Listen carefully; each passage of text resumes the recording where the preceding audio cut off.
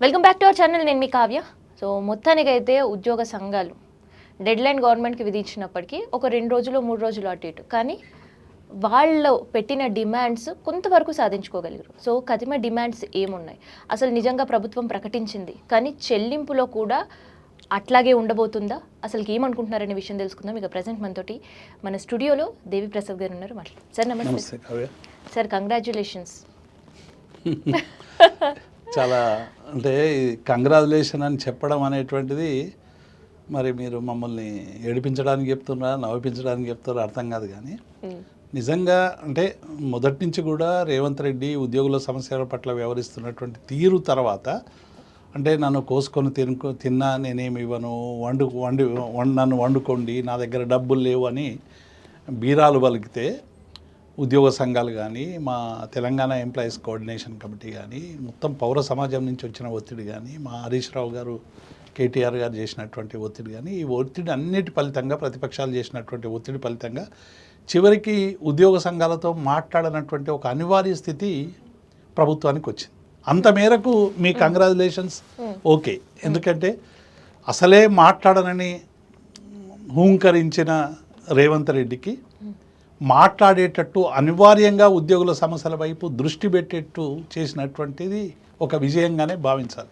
కానీ రెండవది రేవంత్ రెడ్డికి సంబంధించినటువంటి మాటల్ని బేరీజ్ వేసుకోవడం కాదు కదా. దాదాపు 12-13 లక్షల మంది ఉద్యోగులకు సంబంధించినటువంటి చాలా ముఖ్యమైనటువంటి సమస్యలు. ఎందుకంటే గత రాష్ట్ర ప్రభుత్వం 5 భారతదేశంలో ఏ రాష్ట్రంలో లేని డిఏ ఇక్కడ పెండింగ్లో ఉంది. ఇప్పుడు 5 డిఏలు పెండింగ్లో ఉన్నాయి. ఈ 5 డిఏల పెండింగ్లలో ఉద్యోగ సంఘాలన్నీ కూడా ఏం కోరుకున్నాయి, 3 డిఏలైనా కనీసం ఇవ్వండి అని చెప్పి వాళ్ళు 5 డిఏలు అడిగినారు. కనీసం 3 డిఏలు ఇస్తే కొంత ఎంప్లాయీస్కు కొంత మేరకు సాటిస్ఫాక్షన్ ఉండేది. కానీ ఇవాళ ప్రభుత్వం క్యాబినెట్ తీసుకున్నటువంటి నిర్ణయం వల్ల ఇవాళ 13 లక్షల కుటుంబాలు మొత్తంగా కూడా చాలా తీవ్రమైనటువంటి నిరాశకు లోనయ్యాయి. ఎందుకంటే ఒక్క డిఏ కోసం ఇంత కసరత్తు ఎందుకు, 5:30 గంటల క్యాబినెట్ మీటింగు, దానికి ఒక క్యాబినెట్ సబ్ కమిటీ, దానికి ఒక మంత్రుల కమిటీ, దాంతో ఉద్యోగ సంఘాలతో రెగ్యులర్గా సమావేశాలు, ఇంత హంగామా సృష్టించేది కొండందవి ఎలకను పెట్టినట్టు ఇవాళ కేవలం ఒక డిఏ ఇవ్వడం అనేటువంటిది ఇవాళ ఉద్యోగుల ఆత్మగౌరవాన్ని దెబ్బతీసింది. ఒక డిఏ ఇచ్చి 6 నెలల తర్వాత మళ్ళీ రెండో డిఏ కూడా ఇస్తాము అని కూడా ప్రభుత్వం ప్రకటించారు. కావ్య గారు, కరువు భత్యం అనేటువంటిది ప్రతి 6 నెలలకు ఒకసారి ధరల సూచికకు అనుగుణంగా ధరలు పెరిగిన నేపథ్యంలో ఇచ్చేటువంటి కరువు భత్యం.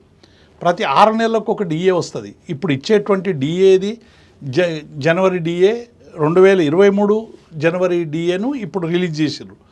ఇప్పుడు ఏమైపోయిందంటే 24 సంవత్సరం డిఏ, 25 సంవత్సరాల డిఏ, 2 సంవత్సరాల్లో డిఏ లేవు. 23 చివరి డిఏ ఇంకా 6 నెలలకు ఇస్తామని అంటారు. 6 నెలలకి ఇప్పుడు జూలై 1కు ఒక డిఏ వస్తుంది, 6 నెలల తర్వాత ఒక డిఏ వస్తుంది. అంటే మొత్తం మళ్ళీ 7 డిఏలు అయినాక మళ్ళీ ఒక డిఏ ఇస్తాడు. అంటే ఎప్పుడు 5 నుంచి 6 డిఏలు మేము పెండింగ్లో ఉంచుతామని చెప్పకనే ఇలా ప్రభుత్వం తేటతెల్లం చేసింది. అంటే ఏ రాష్ట్రంలో కూడా లేవు, ఒక పశ్చిమ బెంగాల్లో తప్ప 26 రాష్ట్రాల్లో ఇవాళ ఉద్యోగులకు అందరికీ కూడా కరువు భత్యం 1 డిఏనో 2 డిఏలో పెండింగ్ ఉండడం సర్వసాధారణం. కానీ తెలంగాణ అనేటువంటిది ఇవాళ 5 డిఏలకు, ఎందుకంటే ఉమ్మడి రాష్ట్రంలో చంద్రబాబు నాయుడు ఉన్నప్పుడు 9 డిఏలు పెండింగ్ పెట్టాడు. ఎందుకంటే కాబట్టి ఆయన గురువు రేవంత్ రెడ్డి గారి గురువు చంద్రబాబు నాయుడు కాబట్టి చంద్రబాబు నాయుడు బాటలో నడవడానికి ఈయన నిర్ణయించుకున్నట్టున్నాడు. 9 డిఏలు ఆపిన చంద్రబాబు నాయుడికి ఏ పరిస్థితి పట్టిందో రేపు తెలంగాణ ప్రజలు రేవంత్ రెడ్డికి కూడా ఉద్యోగులు మౌఖిక ప్రచారం వల్ల ఆ రోజు చంద్రబాబు నాయుడు ఎట్లా ఓడిపోయిండో రేవంత్ రెడ్డి గారు కూడా చూసిరు. ఆ రోజు తెలుగుదేశంలో ఉన్నారు వాళ్ళు. కాబట్టి ఇప్పటికైనా లక్షలాది మంది ఉద్యోగులకు సంబంధించినటువంటి అంశాలు పరిష్కరించడంలో ఈ క్యాబినెట్, ఈ ప్రభుత్వం విఫలమైంది అనేటువంటి విషయాన్ని నేను ఈ సందర్భంగా గుర్తు చేస్తా ఉన్నాను. రెండవది, వాళ్ళు అడిగినటువంటి 4 డిమాండ్లు, ఉద్యోగ సంఘాలు అడిగినటువంటి డిమాండ్లు. ఇవాళ ఉద్యోగ సంఘాలు ఎందుకంటే ఇంకా ప్రభుత్వంతో ఇంకా 3 ఏళ్ళు కలిసి ప్రయాణం చేయాలి, ప్రభుత్వంలో భాగం కాబట్టి అక్కడి నుంచి అడగడానికి గట్టిగా డిమాండ్ చేయడానికి వాళ్ళకు కొంత వెనుకబాటుతనం ఉంటే ఉండొచ్చు. కానీ ఇవాళ ఉద్యోగులందరూ కూడా కన్నీరు మున్నీరు అవుతూ ఉన్నారు. ఇవాళ రిటైర్ అయినటువంటి ఉద్యోగులు దాదాపుగా 12-13 వేల మంది ఉద్యోగులు ఉన్నారు. 11-12 వేల కోట్ల రూపాయలు ఈ ఉన్నటువంటి ఉద్యోగులకి, రిటైర్ అయిన ఉద్యోగులకి రావాల్సినటువంటి పెండింగ్ బకాయిలు ఉన్నాయి. ఇవి 700 కోట్ల రూపాయలు ప్రతి నెల ఇస్తామని చెప్పి నిన్న క్యాబినెట్లో నిర్ణయం తీసుకున్నాం. ప్రతి నెల 700 అంటే ఈ అన్నీ క్లియర్ అయ్యే వరకు 1.5 year పడుతుంది. ఈ 1.5 year కాలంలో మళ్ళీ 15,000 మంది ఉద్యోగులు రిటైర్ అవుతారు. వాళ్ళకి సంబంధించినటువంటి ఏరియర్స్ ఇవ్వడానికి మళ్ళీ ఒక 1.5 year పడుతుంది. అంటే దాదాపుగా ఉద్యోగుల పెండింగ్ క్లియరెన్స్ కావాలంటే ఒక్కొక్క రిటైర్ అయిన ఉద్యోగికి తమ ప్రయోజనాలు రావాలంటే 2 నుంచి 3 ఏళ్ళు ఆగాలని ఇలా ప్రభుత్వం తేటతెల్లం చేసేసి, ఈ రిటైర్ అయిన ఉద్యోగులు వాళ్ళకు చివరిగా వాళ్ళ కూతుళ్ళకు కానీ, కొడుకులకు కానీ, కుటుంబానికి కానీ చాలా అవసరాలు ఉంటాయి. రిటైర్ అయిన ఉద్యోగులకు అనేక ప్లానింగ్స్ పెట్టుకుంటారు. అప్పులు తీర్చడానికి, లేకుంటే ఇల్లు కట్టుకోవడానికి, పెళ్ళిళ్ళ కోసం రకరకాలుగా వాళ్ళ ప్లానింగ్స్ అన్నీ కూడా ఇవాళ రిటైర్ అయిన ఉద్యోగుల కలలన్నీ కూడా ఇలా చెదిరిపోయే విధంగా ఈ క్యాబినెట్ నిర్ణయం తీసుకున్నది. 700 కోట్లు నెలకు కాదు. ఉద్యోగ సంఘాలన్నీ ఏం కోరినాయి? ఒక 11,000 కోట్లు ఉన్నాయి. మీరు 3 నెలల్లో 4 నెలల్లో నెలకు 2,000 కోట్లు 3,000 కోట్లు కేటాయించి మొత్తం ఇది క్లియర్ చేసినట్టుంటే రెగ్యులర్గా ఉద్యోగులకు ఇచ్చేటువంటిది చేస్తే ప్రభుత్వం మీద పెద్ద భారం పడదు. కానీ ఇవాళ ఏమైపోయిందంటే మీరు 700 కోట్లు ఇవ్వడం వల్ల ఇది 2-2.5 సంవత్సరాల వరకు పెరిగేటువంటి అవకాశం ఉంది.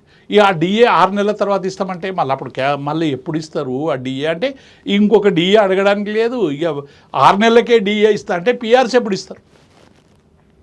ఇప్పుడు మీరు అభయస్థం మేనిఫెస్టోలో చాలా స్పష్టంగా చెప్పింది ఏంటంటే మేము వెంటనే పిఆర్సీ ఏర్పాటు చేసి 6 నెలల్లో అమలు చేస్తామన్నారు.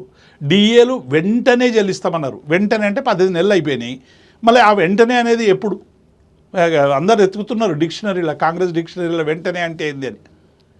వెంటనే అంటే అందరూ అర్థం చేసుకునేది ఏంటంటే మీరు అధికారంలోకి వచ్చినాక నెలకో, 2 నెలలకో, 3 నెలలకో, 4 నెలలకో, 6 నెలలకు. కానీ ఏడాదులు కాదు కదా. ఇవాళ 1.5 year అయిపోయింది, 18 నెలలు అయిపోయింది, అసలు పిఆర్సీ ఊసలేదు. సిపిఎస్ కంట్రిబ్యూటరీ పెన్షన్ స్కీమ్ను మేము రద్దు చేస్తాం, నూతన పెన్షన్ విధానం కోసం ప్రయత్నం చేస్తామని అభయస్థంలో హామీ ఇచ్చిండ్రు. ఇవాళ దాని గురించి క్యాబినెట్లో మాటనే లేదు. అంటే ఇట్లా మనం చెప్పుకుంటూ పోతే ముఖ్యమైనటువంటి డిమాండ్లు డిఏ సరైనటువంటి రీతిలో పరిష్కారం కాలేదు. తర్వాత పెండింగ్ ఏరియర్స్కు సంబంధించినటువంటి సమస్య పూర్తిగా పరిష్కారం కాలేదు. పిఆర్సీ ఊసు లేదు, సిపిఎస్ ప్రస్తావన లేదు. కేవలం ఒక మంచి పరిణామం ఏంటంటే ఉద్యోగులకు సంబంధించినటువంటి హెల్త్ స్కీమ్కు సంబంధించి గత ప్రభుత్వం విడుదల చేసినటువంటి జీవో అక్టోబర్ 23లో ఆనాడు ఆర్థిక శాఖ మంత్రి, వైద్య శాఖ మంత్రిగా ఉన్నటువంటి హరీష్ రావు నేతృత్వంలో మరి ఉద్యోగ సంఘాలతో జరిగినటువంటి చర్చల పర్యవసానంగా వచ్చినటువంటి జీవో ఏదైతే ఉందో ఆ జీవో అంటే ఉద్యోగులు మేము కాంట్రిబ్యూషన్ చేస్తాం, ప్రభుత్వం కూడా కాంట్రిబ్యూట్ చేస్తుందని చెప్పి ఆ రోజు ఒప్పుకున్న తర్వాత వెంటనే ఎన్నికల కోడ్ రావడం వల్ల గత ప్రభుత్వం అమలు చేయలేకపోయింది. దాన్ని ఇలా అమలు చేస్తామని చెప్పడం అనేటువంటిది ఇది ఒక్కటి స్వాగతించాల్సినటువంటి అంశం. ఎందుకంటే మేము ట్రస్ట్ ఇస్తున్నామని గవర్నమెంట్ చెప్పడం అనేటువంటిది ఇది ఒక్కటి తప్ప ఉద్యోగులకు ఏ ఊరట లేదు, ఏ సంతోషము లేదు. మిగిలిందల్లా అసంతృప్తి, ఆగ్రహం, క్రోధం. మరేంది అంటే అసలు ఖజానా ఖాళీ, ప్రభుత్వం దగ్గర పైసలు లేదు. ముఖ్యమంత్రి స్వయంగా నన్ను ఘోషణ పైసలు రావు అని చెప్పి స్టేట్మెంట్ నుంచి ఎంతో కొంత ఇస్తాను ఒప్పుకుంటున్నారు కదా, అయినా ఎందుకు అసంతృప్తి? ఇప్పుడు కావ్య అంటే ఏదైనా ఒక విషయాన్ని ప్రభావితం చేయాలంటే కొన్ని విషయాలు ప్రవేశపెట్టాలని చంద్రబాబు నాయుడు సిద్ధాంతం. చంద్రబాబు నాయుడు కూడా ఏం చేసేవాడంటే ఏదైనా ఒక విధానం అమలుపరచాలంటే దాన్ని లీకులు ఇచ్చి ఒక నెలపాటు ప్రజల్లో రింగ్ అని తిరిగేటువంటి ప్రయత్నం చేసి ఆ నెగిటివా పాజిటివా అంశం నుండి తీసుకొని దాన్ని పెట్టేవాడు. రేవంత్ రెడ్డి కూడా అక్కడి నుంచి వచ్చిండు కాబట్టి వారు ఏమన్నారంటే ఇక డబ్బులు లేవు అని చెప్తే అడగడం నోరు మూతపడుతుంది అనేటువంటి క్రమంలో భాగంగా చెప్పినటువంటి మాట. డబ్బులు ఎందుకు లేవు? ఓన్ రెవెన్యూ రిసీట్స్ తగ్గితే కొంచెం తగ్గొచ్చు. నీకు దగ్గర 18,500 కోట్లు వస్తున్నాయని నువ్వే చెప్పినావు. 6,500 కోట్లు ఉద్యోగులకు ఇస్తామని నువ్వే చెప్పినావు, ఇస్తున్నామని చెప్పినావు కదా. మళ్ళీ 1,58,000 కోట్లు అప్పులు తెచ్చి అప్పులు కడుతున్నావు అన్నావు. మరి ఈ 18 నెలల్లో మీరు చేసింది ఏందని, దేనికి ఖర్చు పెట్టారు? 1,58,000 కోట్లు అప్పు తెస్తుంది, ఆ అప్పులో సగం కూడా అప్పులు కట్టకపోతుంది. ఇవాళ ఏ ఒక్కటి మేము ఇది ఒక్కటి కట్టినాం. ఇవాళ అందాల పోటీలు జరిగినాయి. అందాల పోటీలకు వచ్చినటువంటి వాళ్ళకందరికి కూడా నువ్వు తెలంగాణ ప్రైడ్ ఏం చూపించినావు? కేసీఆర్ గారు కట్టినటువంటి వాటినే కదా నువ్వు చూపించిందల్లా. కేసీఆర్ కట్టిన యాదాద్రి చూపించినావు, కేసీఆర్ కట్టిన కమాండ్ కంట్రోల్ రూమ్ చూపించినావు, కేసీఆర్ కట్టిన కట్టడాలు చూపించినావు. కేసీఆర్ వేసిన రోడ్లు చూపించినవి తప్ప ఈ 18 నెలలలో తెలంగాణలో రేవంత్ రెడ్డి ప్రభుత్వం వచ్చిన తర్వాత ఈ అద్భుతమైనటువంటి కట్టడం కట్టాం, లేకుంటే కనీసం ప్రయత్నం చేసినాం అనేటువంటి ఏమైనా ఒక్కటన్నా మీరు చెప్పినరా? ఒక పెయింటింగ్లు వేయడం తప్ప, ఇవాళ జిహెచ్ఎంసీ గోడలకు పెయింటింగ్లు వేయడం తప్ప, అవి కూడా ఇంకా పూర్తిగా అన్నట్టున్నాయి. అక్కడో ఇక్కడో అందాల పోటీలకు సంబంధించి మీరు అందాల పోటీలకు ఖర్చు పెట్టడానికి మీకు డబ్బులు వస్తాయి, మీరు హెలికాప్టర్లలో తిరగడానికి డబ్బులు వస్తాయి, మీ హైడ్రా ఏర్పాటు చేయడానికి డబ్బులు వస్తాయి, మూసి సుందరీకరణకు మీకు డబ్బులు వస్తాయి, లగచర్లలో రైతులకు సంబంధించినటువంటి భూములు లాక్కోవడానికి డబ్బులు వస్తాయి, ఫోర్త్ సిటీలో మీ ఇష్టం వచ్చినట్టు కన్స్ట్రక్షన్ చేసుకోవడానికి మీకు డబ్బులు వస్తాయి. కానీ ఉద్యోగులకు మాత్రం డబ్బులు ఉండయా? ఇదేం పద్ధతి? కాబట్టి ఇవి డబ్బులు లేవని చెప్పడం అనేటువంటిది ఇది ఒక బూచి. మనం చిన్నపిల్లలకు అన్నం పెట్టాక దయ్యం వస్తుంది భయపడి పండబెడతారు కదా చిన్నపిల్లల్ని. అట్లే ఇవాళ ఉద్యోగులందరినీ కూడా ఏం చేస్తుందంటే మమ్ము చేయడానికి ఇక ఆర్థిక పరిస్థితి బాగాలేదని చెప్తా ఉన్నాడు. ఆర్థిక పరిస్థితి బాగాలేదనేది సంగతి ఎన్నికల ముందే తెలుసు కదా మీకు. ఎన్నికల ముందే మీరు ప్రకటించరు. మీలాంటి జర్నలిస్టులు అందరూ కూడా అడిగినారు, ఏమి మీరు మరి ఇన్ని హామీలు ఇచ్చిండ్రు, అలవిగానే హామీలు ఇచ్చిండ్రు, 2 లక్షల రుణమాఫీ ఇచ్చిండ్రు, తర్వాత రైతు బంధు 15,000 చేస్తామన్నారు, తులం బంగారం అన్నారు, 2,500 మహిళలకు వృత్తి అన్నారు, మరి 420 హామీలు ఇచ్చారు, స్కూటీలు ఇస్తామన్నారు కాలేజీ అమ్మాయిలకు. మళ్ళీ ఇవన్నీ ఎట్లా చేస్తారు అని అడిగితే కాంగ్రెస్ ఒక సుదీర్ఘమైనటువంటి చరిత్ర ఉన్నటువంటి కాంగ్రెస్కు ఈ హామీలు అమలు చేయడం పెద్ద కష్టం కాదు. మేము రిజర్వ్ బ్యాంకుకు సంబంధించినటువంటి నిపుణులతో మాట్లాడినాము, ఒక 6 నెలలు కడుపు కట్టుకుంటే ఈ సమస్యలన్నీ పరిష్కారం అయితే అని చెప్పిన రేవంత్ రెడ్డి ఇవాళ లేవని ఎందుకు మొరబెడుతున్నావు? కాబట్టి ఇవంతా కూడా ఏం చెప్తున్నారంటే గత ప్రభుత్వం అప్పులు చేసింది అనేటువంటి ఒక బురద జల్లి. మా ప్రభుత్వం 4,17,000 కోట్లు అప్పు చేస్తే దాన్ని 7 లక్షలుగా చిత్రీకరించి మేము 7 లక్షల కోట్లు అప్పు చేసినామని మా మీద బురద జల్లి బీఆర్ఎస్ పార్టీ మీద ఇవాళ డెఫినెట్గా ఇవాళ ఆ పేరు మీద అన్ని ఎగ్గొట్టేటువంటి ప్రయత్నం చేస్తున్నది. వాళ్ళ ఏమాగుతున్నాయి? ఇలా వాళ్ళు చేయాల్సిన పనులన్నీ లోపల చేసుకుంటున్నారు. వాళ్ళకు కావలసినటువంటి కాంట్రాక్టర్లకు పేమెంట్లు చేసుకుంటున్నారు, కావలసిన కాంట్రాక్టులు చేసుకుంటున్నారు. కానీ ఉద్యోగులు అడిగితే నిధులు లేవు, లేకుంటే పెన్షన్లు అడిగితే నిధులు లేవు, రైతు బంధు అడిగితే నిధులు లేవు, రుణమాఫీ అడిగితే నిధులు లేవు. మీరేమో లోపల పనులు చేసుకుంటున్నాం అంటున్నారు. ఏకంగా మంత్రిగా ఉండే కొండా సురేఖ గారే బయటకు వచ్చి లంచం తీసుకోవట్లేను అని చెప్తున్నారు. లంచం తీసుకోవట్లేదు, ఆమె ఒక్కరు నేను తీసుకోవటం లేదన్నది మిగతా మంత్రులందరూ తీసుకుంటున్నారని వచ్చింది. మీరు చూసారో లేదా వీడియో? అంటే మంత్రులందరూ ఇప్పుడు ఏమైపోయిందంటే కాంగ్రెస్లో ఓపెన్ డిస్కషన్ నడుస్తూ ఉంది. నేను అనిరుద్ధ్ రెడ్డి ఒకటి మాట్లాడిండు, తర్వాత చాలామంది చాలా రకాలుగా కాంగ్రెస్ పార్టీలో ఉన్నటువంటి వాళ్ళు అనేక మంది అనేక రకాలుగా మాట్లాడుతూ ఉన్నారు. మనం ఇచ్చినటువంటి హామీలు అమలు చేయడంలో వైఫల్యం చెందుతున్నాం, గ్రామాలకు పోలేనటువంటి పరిస్థితి వచ్చింది, ఈ ప్రభుత్వం కమిషన్ల ప్రభుత్వం అని పేరు వస్తూ ఉన్నది. కాబట్టి దీన్ని సరిచేయండి అని చెప్పి అనేక మంది కాంగ్రెస్ నాయకులకు మీనాక్షి నటరాజన్ దగ్గర తమ గోడునంతా వెలబూసుకుంటారు. ఆమె మీనాక్షి నటరాజన్కు ఏడుపులు పెడబొబ్బులు తప్ప ఒక్క సంతోషకరమైన వార్త ఏ కాంగ్రెస్ నాయకుడు చెప్తలేడని చెప్పి ఆమె వాపోతున్నదట. కాబట్టి ఇక్కడ కాంగ్రెస్ పార్టీ పరిస్థితి ఏమైందంటే పూర్తిగా ఇక్కడ వాళ్ళకి చెప్పిన హామీలు ఏవి ఒక్కటి అమలు చేయలేదు, ఎవరి సొంత ఏజెండాలతో వాళ్ళు ముందుకు పోతున్నారు. ఇక పరిపాలన చేతగాక కాడెత్తేసారు. ఇప్పుడు నిజంగానే ఉద్యోగులకు మేము ఇవ్వలేమంటే కాడెత్తేసినట్టే కదా, ఇంకేముంది అలా. అయితే ఉద్యోగులకు ఒక శుభవార్తనే కదా, వయోపరిమితి మళ్ళీ 60 నుంచి 61 చేస్తారు, 62 చేస్తారు, లేదంటే 63 సంవత్సరాల వరకు చేస్తారు. ఈ క్యాబినెట్ అదే డెసిషన్ తీసుకోబోతుంది అని ఒక ఆందోళనకర పరిస్థితిలో ఉద్యోగులు కూడా కనిపించారు. కావ్య, నేను ఇంతకుముందే చెప్పినట్టు ఏదైనా ఒక నిర్ణయం తీసుకోవాలని మనసులో వచ్చినప్పుడు దాన్ని ప్రజల్లోకి వదిలి ఆ ఫీడ్బ్యాక్ తీసుకునేటువంటి చంద్రబాబు నాయుడు పద్ధతి భాగమే ఇది కూడా.